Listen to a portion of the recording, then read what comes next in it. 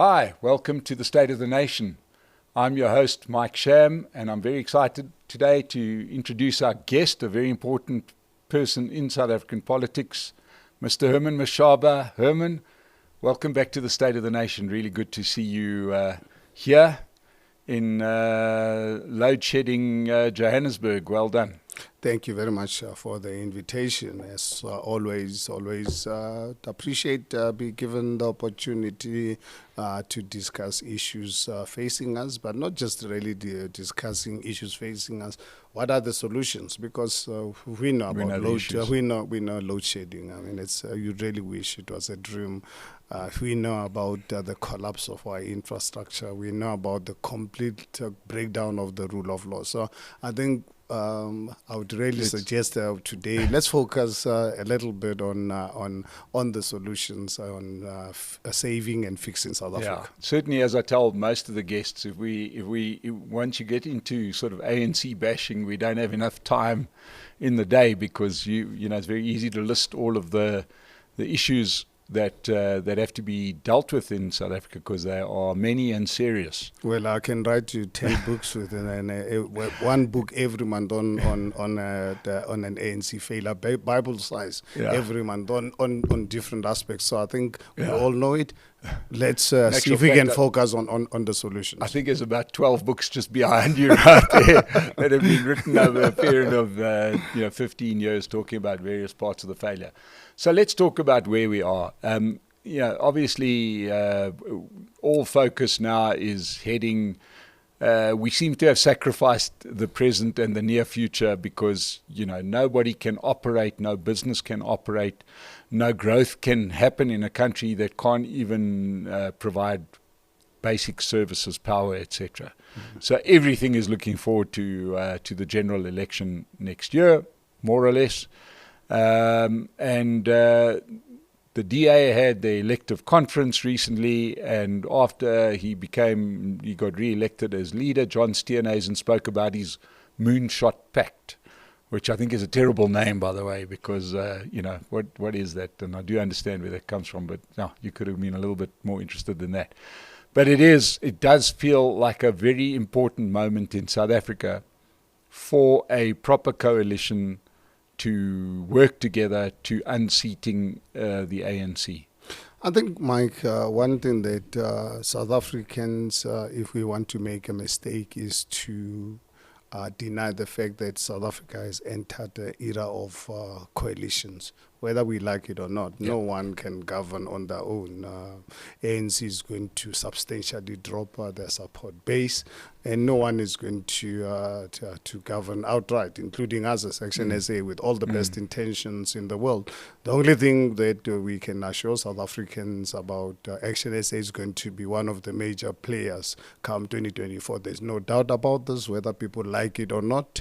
We're not influenced by propaganda of polls that we see on a weekly kind of basis.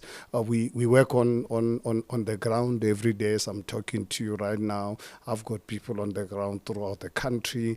We're ready to contest all 9 provinces. We've got 9 provincial chairpersons. We are launching branches. We are registering thousands of people with the IEC right now. We are not waiting for the IEC to register people. Luckily, they have an app that's very easy to register people to vote, because we want us. The only way we're going to drop the ANC support base is to get the more than 20 million South Africans who are not registered or who have lost interest in politics to really come back into the political fold. Even if you get 25% of them, I can tell you ANC is history, and that's what's going to happen, and no one is going to stop that. So for us as ActionSA, we embrace coalition. But if you look at coalitions around the world, the ones that succeed are where you have mutual respect, you have humility, and really not a situation where one party wants to really dominate. And that's something that I think for us as ActionSA, immediately upon John Steenhuisen making that pronouncement and saying we must look at the letter in our inbox, when we've been engaging him for 4 months, ActionSA, IFP, Freedom Front Plus and ACDP, saying DA, can we work towards preparing ourselves for 2024, because we messed up Johannesburg. Honestly, I think Johannesburg was given on the plate to the ANC EFF, and there's an opportunity for us now to claim it back. So we appreciate and we are excited with the DA. They're now having realized that they need to really be in a coalition. But obviously, very, very serious concern, Mike, that we have as ActionSA is the utterances that the DA keeps making as if they are going to be the boss of this initiative. You know, if you want to be a boss, then get majority. Yeah. And there's no way anyone will not even get half of the majority, the DA.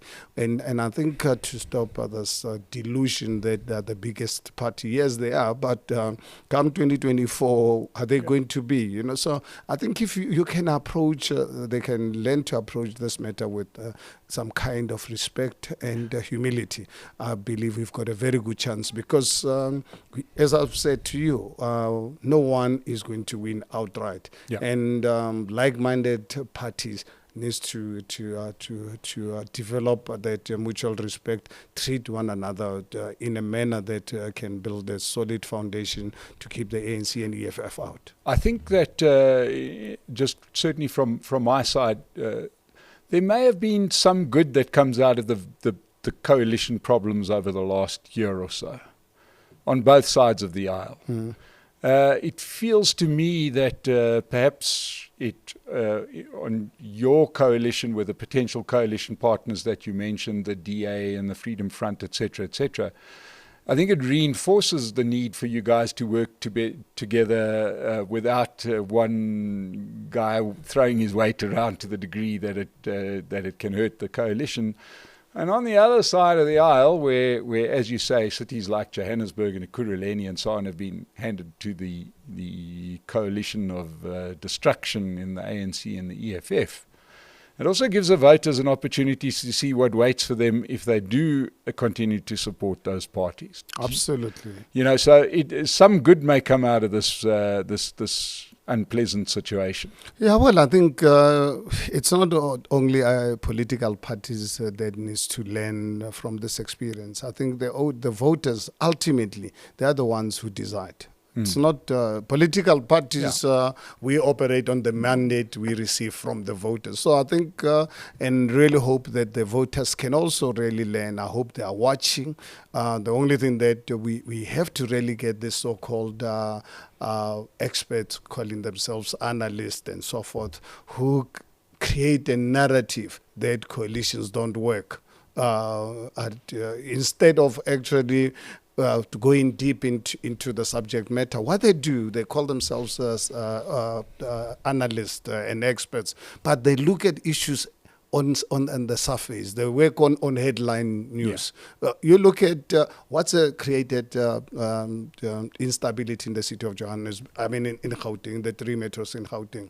This was something engineered by the ANC using the pala dollars, because they've got the dollars to buy weak councillors, you know. So you need to really look at it from that point of view. It's not that all of a sudden you've got a problem. You've got a problem engineered by the ANC. But then when you have a bigger party in this coalition, being the DA, not respecting their partners, makes it even more difficult. So I think you need to really get, if you want to call yourself an expert, instead of actually articulating that coalitions don't work, even when you can see coalitions are a reality, you are not going to reverse them, and actually analyze deep into what is causing this problem. No, they just being called and read on television stations, radio, every day. They talk to people like yourself. They come out with analysis why coalitions don't work. And I think it's a very dangerous way of looking at things. It's actually, I believe we need to really look at our education system overall, because when you have analysts who are called analysts and they operate in this fashion, then unfortunately they also contribute to the instability. They contribute to giving voters an opportunity to say, look, voters, yes, there are challenges, but there are opportunities, as you've said. But let us educate the voters not to give up on our democratic dispensation, because it will be unfortunate if South Africans can give up on politics. Because one thing that we've got to accept, we are good. South Africa will have government, whether we like it or not. And it's up to us as South Africans what kind of government we want. By staying away from the voting, actually, you are contributing to politics. Actually, following you, not in your house, they follow you into your bedroom. So the only way you can save politics coming anywhere near your street, not in your house, is to be active politicians. And I mean, I've got to agree with you. The issue of coalitions, it doesn't matter what my view is of coalitions or yours, it's going to happen. Because it feels increasingly unlikely, and I do know that some of the sort of surveys have varied, but it doesn't look like the ANC is going to get about 50%. I think, Mike, let's not even debate that. It's a fact. ANC would not be anywhere, even I can tell you, will not even be anywhere near 40%. Yeah, but let's just say, I think just to put people in the picture, that even if they do quite well and end up with 49.9%. No, it's not going to happen. Let's just say it happens. Yes, and then they get some of their proxy parties in, ATM, Al Jamar, some of those good, who seems to be sort of a proxy party for the ANC now. It's still a coalition, whether they like it or not, right? So that is going to be with us for the next generation. I think it's safe to say. So a lot of the work or a lot of the issues around some of the coalitions that you've been involved in, and you've been outspoken, and you've been a critical part of the coalition that governed Johannesburg for a while, and Kuruleni and Tshwane and so on. Was the movement of some of your partners, was the attitude of, yes, you and the DA had words, we get that, we've discussed it on this platform to death almost. But, certainly one of the real problems for that coalition has been the Patriotic Alliance, seemingly switching out for the best deal. You have somebody like Kenny Kunene now sort of on social media threatening Solium Samanga, etc., etc. Are the Patriotic Alliance a force for good or not? Well, I think I've got my own lived experience, and I think to be fair to Gayton McKenzie, I remember the first meeting we had with him after the elections. He attended one, and he made it clear to all of us, with the leadership of the DA, after the DA had negotiated with them. You remember, I think you look at, in all three metros, after the DA, it was ActionSA, and the other parties by miles. Exactly. But DA took 2 weeks discussing with all the small parties, only approached us a week before the election. Yes. When I made it clear at IEC center at the time to say, ANC, please leave us alone. If you want to talk to me in 300 years. I'm sure you remember that. Yes, I do. And I offered to the DA that we are ready to talk. Yes. Only spoke to us a week later. In the meantime, having bilateral with the smaller parties, most of them with one councillor, whereas in Johannesburg, ActionSA with 44 councillors, you speak to us a week later. And I can tell you, up to the time when PA came back again after we voted the DA into power, I can tell you the reason for DA leaving the coalition, I would personally not attribute that departure to the DA. To the PA. Attribute this, and I've been clear about this, that DA has been responsible for this. Yes. Because unfortunately, Gayton is Gayton. He is not really looking at issues the way I do, to say we've got to remove the ANC. I'm not prepared to work with the ANC. Whereas in his case, he's prepared to, if obviously it's abused. Because for us as ActionSA, honestly, we've taken abuse and betrayal from the DA. But what options do we have? I'd rather work with the DA. I would work with the DA anytime than I would work with the ANC, because ANC, as far as I'm concerned, it's a criminal organization. So with the DA, I've got to deal with arrogance and disrespect. So because I can't, at this point in time, govern on my own, it's not going to happen in 2024. So I think for me, it's a wrong impression. My own personal experience, I've been part of those meetings. I can assure South Africans there's more than enough evidence there of the DA being responsible for the collapse of these municipalities, not PA. Yeah, well, I mean, the PA were certainly very quick to demand more positions, more concessions. They were. The coalition could have been kept intact if one gave in to the ever-increasing demands of the Patriotic Alliance. I think that is why, Mike, it's really very dangerous. And I had discussions with John Steenhuisen last Friday. I called him on Thursday. He wasn't available, but sent me a note on WhatsApp that he was in a meeting, and we agreed to speak the following day, and we did speak. And I really pleaded with him to say, John, let's avoid these bilaterals, because they cause problems. You make commitments to one party and then to another one, and then when you get together with everyone, then you end up not knowing who you was promised what and when. So but for me, the only way I personally believe that we can establish a proper, stable coalition arrangement, get all the parties together. Yeah. We agree on positions, so that if we agree, we don't agree in as a group. But once you start lobbying on the sidelines, this is what creates problems, and it creates problems not for the the parties. It actually creates problems for everybody, because we got caught as ActionSA on all these issues, because you can ask Gayton McKenzie or ask the DA.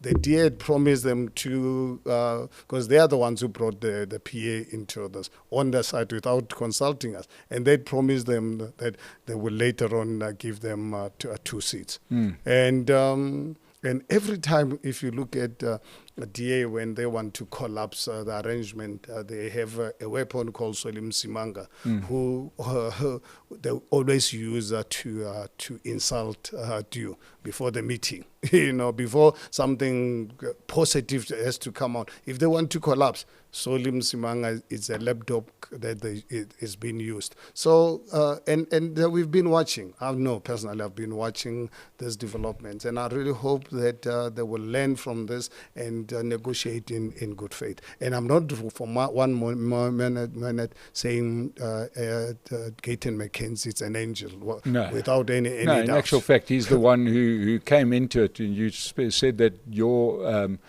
announcement at the IEC that you would never work with the ANC. He also made an announcement. He said he was available to the highest bidder, and he's been good to his word. Right? He's gone to whoever will give him more money. But then let's look at it, Mike. One of my biggest fears right now is the utterances coming out of DA leadership. And over the weekend, I see the ANC Veterans League is now the head of the weekend meeting, where the DA has admitted openly that in the event that this Moonshot Pact doesn't work, they're open to negotiations with the ANC. This for me I'm not going to be used as a gateway to get into power with the ANC. If I think I would really want the DA to really be clear about this. If they're prepared to work with the ANC, then let them go straight to the ANC. Because I can tell you, in this pact or an arrangement that the DA has proposed, which we like, but one of the things that we must commit is that under no circumstances will any party work with the ANC. Yeah. If you are not prepared to commit to that, then honestly, ActionSA is prepared to walk away from that, because we don't want to be used as a conduit. Because what you do, you open your door to collapse and sabotage negotiations between the two of us or amongst us, not to work, so that you can then say, look, this is not working. Let me go to the ANC. And now the ANC has already said they believe the DA is the right partner in this. And I'm just looking at this and I'm saying, what kind of madness is this? Yeah. That DA would even consider working with a political party of criminals that has destroyed this country, that has divided us along racial lines more than even HF Root has ever imagined. Because the only way you're going to govern with the ANC, basically that means you've got to cover up the pala.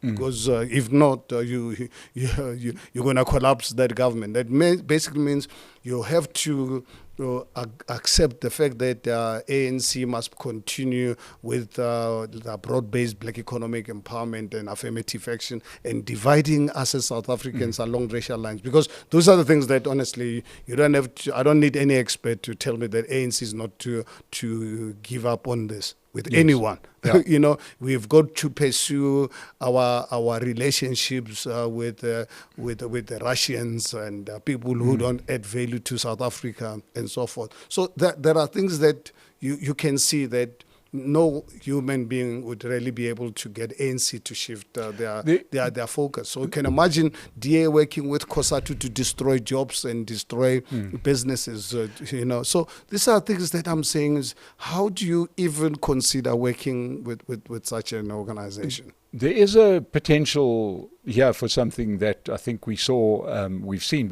in many places before, and most notably after 1994.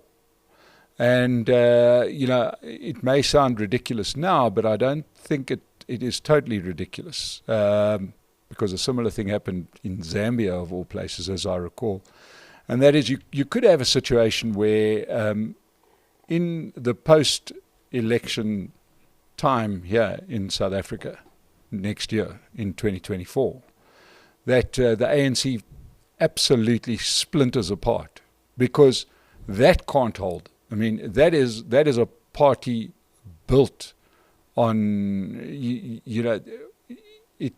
can't have COSATU and the SACP and the capitalists and Malema all under the same big top. It can't be. They have different interests. Some people are the biggest, purest capitalists in the world, which is a good old corrupt cadre. And some people are communists, and some are RET people, but they're all together now because it's access to the public purse. But there's got to be a good chance that, much like the National Party, once they lose power, they lose patronage, and the whole thing's going to split into at least two, if not more, pieces. But it can't be called the ANC, because if it's called the ANC, that would mean they do attract all the forces that you're talking about, because then they're going to fight for the name ANC. Yeah. So absolutely agree. That's why within ActionSA we have people who come from the ANC who are holding senior position within our organization, because there are good South Africans within ANC who are living en masse. So there are people like that, but they cannot be associated with ANC. That's why when they joined ActionSA, in public, I informed them to say, colleagues, there are no comrades in ActionSA. I'm sure you heard I banned the name comrade in ActionSA. And I did this deliberate so that this connotation of ANC has to be destroyed and be banned. It can't be that you bring ANC tendencies into our organization. So I'm saying is, committing to work with the ANC, you're committing to work with the criminals. So rather, individuals after being after getting the hiding, which they are going to get in 2024, those good ones, let's assess them. Let's make sure that we can check them out. They can join your formations. But to think about joining the name ANC, honestly, that's basically what I believe ADA is making a terrible mistake. Just imagine, I happen to be a proud black man. God created me like this. So you can imagine if I was a white South African who has been discriminated against for the last 29 years by the ANC government. And knowing very well the ANC is not going to change. And I must vote for a party that is going to work with a party that is going to discriminate against me on something I have no control over, because someone created in this image, it's not, you can't change it, and I don't want to change how God created me. But definitely I would not work with someone who's going to discriminate me on the basis of how God created me. So I'm saying is DA runs a risk of saying to whites, vote for us so that we can allow this ANC, the racist looters and communists to continue with what they're doing. And that's my advice to them. And because we need them to really be able to remove the ANC from power. And yes, because majority of people or if not all people in ANC, they're in ANC because of being closer to the public purse. Yes. Once we take that public purse away from them, the good ones will come in, and we'll run vetting processes to ensure that the bad ones, we sideline them. But the name ANC belongs to the dustbins of our history. It does not belong to any government. Okay, so when you talk about vetting people and taking the people that align with your vision or the ActionSA's vision, but we did an interview quite soon after Bongani Baloyi joined you at ActionSA. And, to me, it seemed like there was an immediate contradiction. He seems to be, and we had him here a few weeks back about the launch of his new party, and he seems completely committed to racial discrimination. Yeah, well, I think that's something that took me by surprise, including his belief that for us to establish stable coalition government, we must work with the ANC, and that's something that I think I've been really very straight about that. And honestly, I think anyone who wants to work with the ANC, they're most welcome to form their own political parties and form stable governments with the ANC, because I never really thought. I thought he was committed to us. He knew and read our constitution. He knew our position as far as the ANC is concerned. But this whole insistence of trying to convince us otherwise and saying, I'm a dictator. If that's the case, Mike, I'm happy and proud to be a dictator. If that is the case, I'm a proud dictator, because I'm happy to be a dictator that's not prepared to work with the ANC. Yes. If that's what is called a dictator, then, as I say, I'd like South Africans to know that I'm a proud dictator in that respect. Now, we've had, we could almost install a sort of one of those rotating doors here at in the studio of people that have started their own parties. Oh my goodness! Yeah. We've had Herman Mashaba, we've had Lucy Maimani, we've had Songezo Zibi, we've had Bongani Baloyi. In the case of ActionSA, you already won election past. You've got quite deep structures already. You've been forced we contested 6 municipalities out of 278, and we're the third biggest political party in the country. And we're the first with the political party that runs by elections from time to time. Yeah. We appeal to all South Africans now in the rural areas. Not fiction, not the research done by clever people, real the voter support. And now, it doesn't, it's clear to everybody that you're not, for example, like Bantu Olamisa, running this from your dining room, for you yourself. There's party structures, etc., etc. What do you make of these new parties? What do you make of people like Musi Maimane, a guy you worked closely with? Well, Mike, it's really very difficult for one to stop people from starting their own political parties. I think we let us embrace the Constitution of the Republic of South Africa. It allows all of us, Mike, you and I can go and start a political. We are allowed by the Constitution. We don't live under the apartheid system. To even talk about starting a political party, you'll be arrested under solitary confinement. Right now, honestly, if people feel that they don't see value in existing political parties, it is their right to form political parties. However, there's one thing that it's going to dawn on them, is the reality. It is for that reason, strategically, as ActionSA, we took a decision to contest only 6 municipalities. Actually, you remember, wanted to contest only 3 in Gauteng, but then people of KZN convinced us to contest 3 more, so we ended up contesting 6. I mean, people of Mfuleni, West Rand, and other places really pleaded with me, and I've always been saying, guys, please, just let's be pragmatic, let us be strategic, and look at the outcome that we've received. Now, a year later, immediately after the 2021 local government elections, are committed to South Africa that, guys, I'll work towards 2024. The whole of 2022, I'm going to focus on putting national structures. I'll have 9 provincial chairpersons. I will have structures in every region. And I'm sure you read in the papers, as I'm talking to you, will be in the Western Cape or Limpopo. There's an activity happening. Branches are being launched there every single day throughout the country. So people are going to understand that the winning election is not to sit here with Mike and reach, even if Mike can give me the biggest audience. At the end of the day, if you're not going to have ground structures out there, have one-on-one interaction with the voters, that's something that they've got to learn. It's not about having media context. It's about having context with the voters out there on the ground. Yeah. Now, in addition to your initial, let's call it hard launch, which the local government elections where you did really well up here in Gauteng, you've subsequently contested a few by-elections, and not just in Gauteng.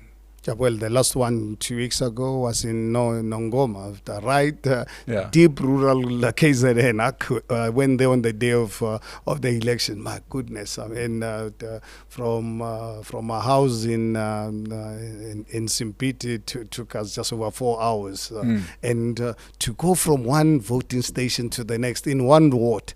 I'm telling you. In fact, you need a taxi to go from one neighbor to go and visit another one. That's how rural this place is. And ActionSA, we had only 2 months to pick up to get someone who can obviously be a ward candidate and start campaigning. Emerging as the 3rd biggest political party, achieving 10.2%, dropping IFP support base. It's a ward run by IFP. We dropped their support base by 4%, dropped ANC by 5%. EFF, we got 10.2%. EFF at 10, party has been around for over 10 years. Got 3% of this particular ward. And you take the DA, they did not even participate at all. Yes. And 2 months ago, we were in Muleji in Limpopo, the birthplace of Malema. And the reason why strategically we decided to contest this by-election, because our provincial chair said, guys, here's the by-election in Muleji, the birthplace. Malema's grandmother lives in this particular ward. EFF took this ward for the first time from the ANC, and it's just the 2 of them. The next party, the 3rd party in this ward, is the DA at under 1%. So we said, let's give it our best. Yes. Picked up a candidate, gave it our shot. You know how much we came out with? Just under 10%. After the EFF and the ANC. DA did not even contest, yes. not even try. This time they decided not to even contest. Now, if you look at the suburbs, you know, obviously in the suburbs so far we only contested one by-election in Pretoria, Ward 96, where in 2021 we received 6% of this particular ward. 6 months later, we contested this ward. This ward is 80% white Afrikaners. We received from 6% to 22% in just 6 months. You know, so this gives you an idea that the results I'm giving you, they're not coming from clever people. They're not coming from surveys. That's real. That's people that have gone out and voted. Voted. So, yeah, and we did the same thing in Nelson Mandela, Yes. Mandela Bay. We right now preparing to contest a very important by-election. We're waiting for the IEC to give us the date. Ward 7 in Ennerdale, Fine Town in Johannesburg. It's an ANC. It used to be an ANC. Before it used to be DA. ANC took it away from the DA the last 2 elections. The ANC councillor has resigned, joined the PA.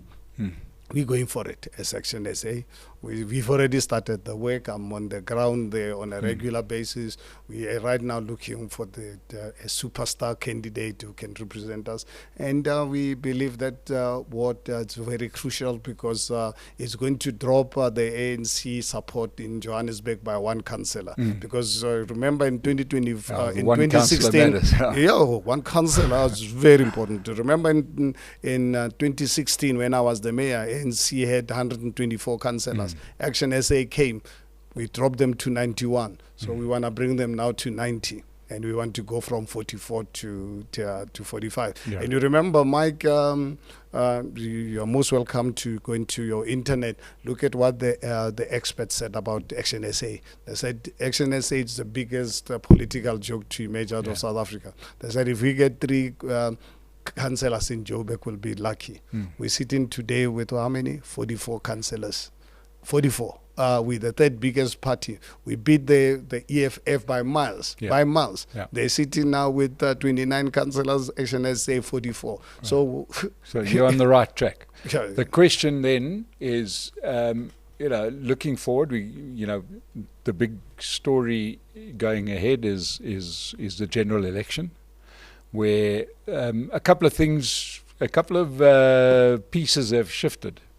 And they will remain shifted, right? One would imagine, and that is that it's hard to see the ANC covering up some of the monumental errors that they've made in the, largely electricity, unemployment, etc.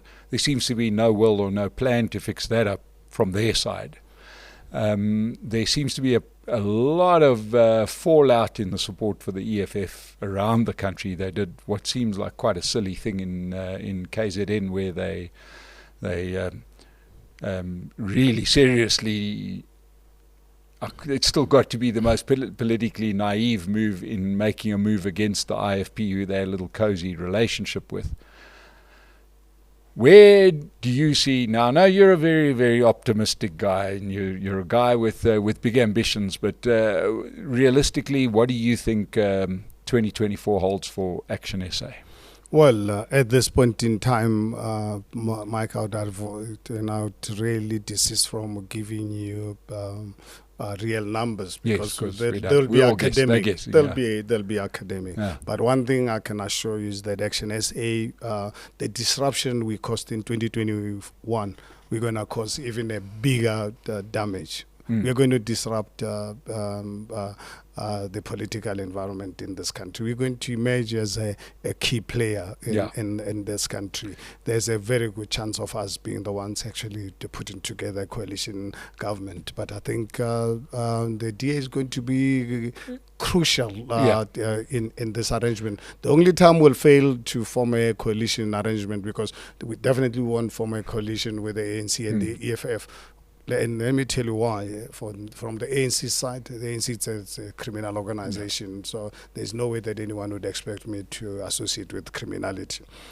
The EFF and I, in terms of the values. Actually, tomorrow we're having a press conference, because on the 12th to the 14th of September, we're having a 3-day policy conference to deal with our policy offering. And I'm sure you know our policy offering of non-racialism, Yes. Free market economy, social justice, the rule of law, quality education, ethical leadership, professional public service. So I'm launching that. I'm having a big press conference tomorrow. Is going to be covered by all the media houses.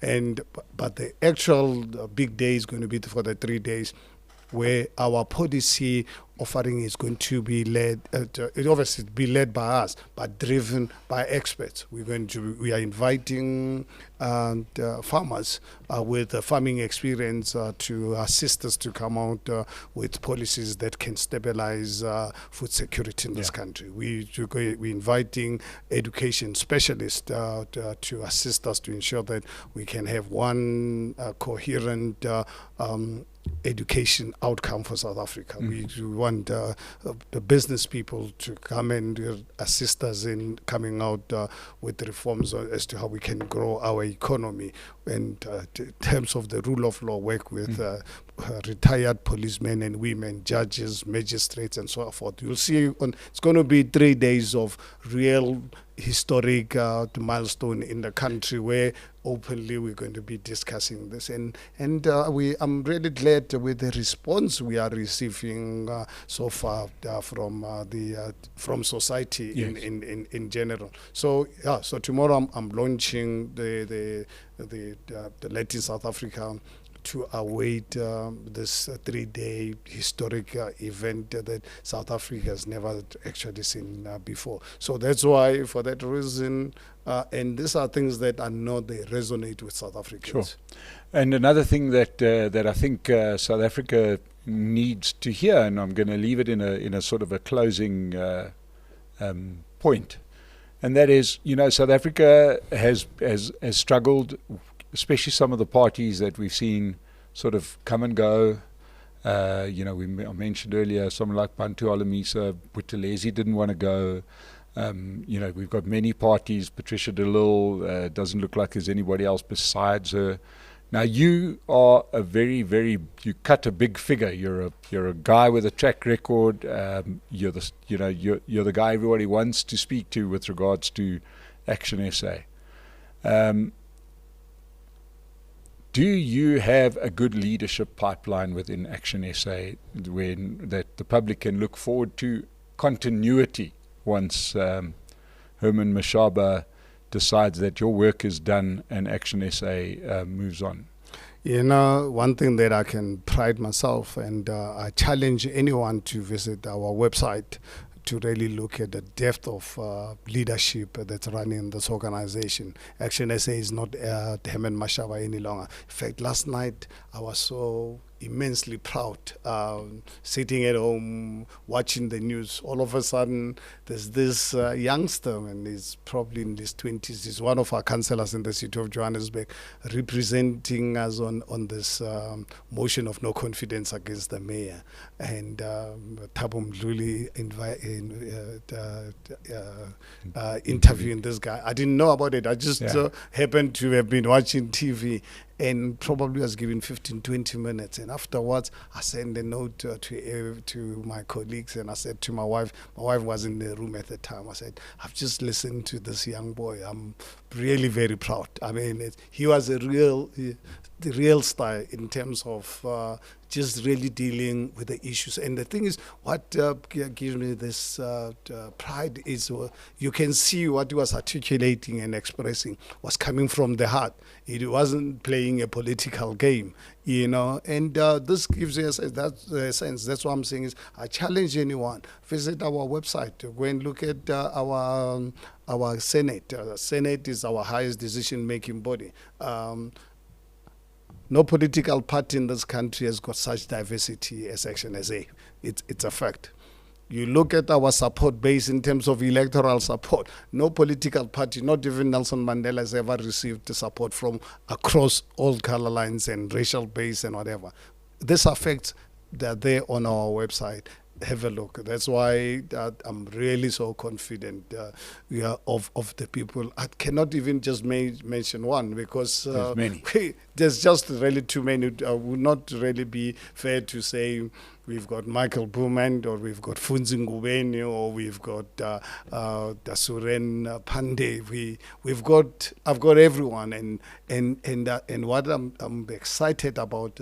These are people much younger than I am. I'm 63 years of age, so I don't have much time to be in this job that I hate. That's costing me a fortune. I don't earn money out of this. You see the difference between other political parties and ActionSA is because for me as a leader, I've got a family that supports me. That I don't have to ask the party to support me. So I support myself. So I'm not in this job because I'm hungry or I need to make money out of politics.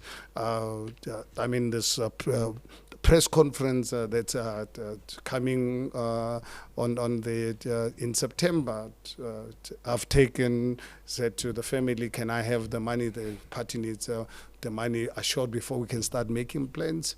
And after convincing my party, they says, you've got it. So we've got that advantage of that. But I know other political parties don't have that advantage. But at the end of the day, that does not mean that we don't need support from others, because I don't come from a rich family. Yes, we have more than what we can to consume, but it's not that it's unlimited. So that is why I always, every day, appeal to South Africans that please, whether you give us 200 rands a month, I'm not looking for people to only giving us millions. Absolutely, I need millions. But you know what? Give us 100 rands a month. Give us 5,000 rands as and when you have it, because it allows us as a party to expand our reach in our voter registration campaign. Well, ladies and gentlemen, there you have it from Herman Mashaba, a man who defied many critics when you kicked off ActionSA. You've made a move, a big difference here with politics in Gauteng, especially in the metros, after the local government election. Definitely a party to look out for. And perhaps I'm sitting here with the future president of South Africa. Stranger things have happened. But thank you so much, Herman, for joining us today. To everybody that's watched this, thank you so much. And if you've enjoyed this, please subscribe to the State of the Nation channel. We'll keep interviews like this going. Herman, best of luck with the ActionSA mission. And I'm sure that when the time's right, we'll have you back here again. Thank you so much for making yourself available. We'll see you again soon. I hope I get invited again. I hope I didn't really say anything that upset you to stop me from coming here. Nothing at all. Thank you so much. We'll see you again soon. Thank you.